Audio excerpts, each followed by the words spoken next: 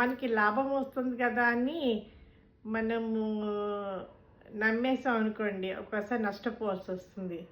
ఎలా అంటే రామాపురంలో అఖిలేష్ అని ఒక అతను ఉంటాడు. అతనికి తెలివితేటలు బాగా, అంటే పనికిరాని తెలివితేటలు అనమాట.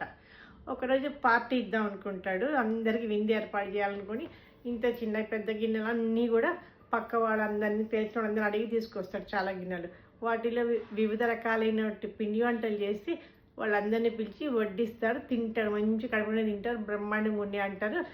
వాళ్ళు వెళ్ళిపోతారు. అదే పార్టీ అయిపోయినాక 2 రోజులైంది, 4 రోజులైంది, వారం అయింది, 10 రోజులైంది, గిన్నెలు వాపస్ ఇవ్వడం లేదు. ఇదేంటి ఇంకా వీడు ఇవ్వట్లేదు అఖిలేష్, ఏం చేయాలి అని చెప్పి వీళ్ళందరూ అఖిలేష్ ఇంటికి వచ్చారు.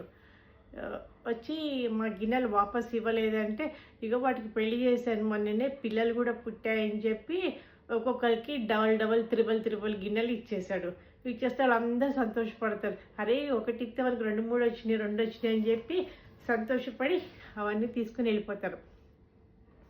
వెళ్ళిపోతే మళ్ళీ ఏం చేస్తాడు, ఇంకొక రోజు పార్టీ ఇద్దామని మళ్ళీ ఆ గిన్నెలన్నీ అడిగి తెచ్చుకుంటాడు. మళ్ళీ పార్టీ ఇస్తాడు. మళ్ళీ పార్టీ ఇచ్చి అందరూ హ్యాపీగా తింటారు.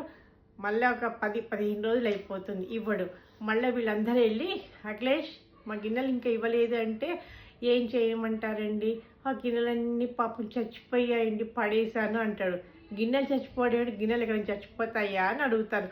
అవునండి చచ్చిపోయినాయి అంటే, ఉండి నీ పని చెప్తా అని చెప్పి ఆ గ్రామ పెద్దకి వెళ్ళి ఫిర్యాదు చేస్తారు. గ్రామ పెద్ద ఏం చేస్తాడు, ఈ అఖిలేష్ని పిలిపిస్తారు. ఏంటి గిన్నెలు తీసుకున్నావు అంటే రిటర్న్ ఇవ్వలేదు, చచ్చిపోయినాయి అని చెప్పావట, గిన్నెలు ఎక్కడ చచ్చిపోతాయా అని అడిగాట.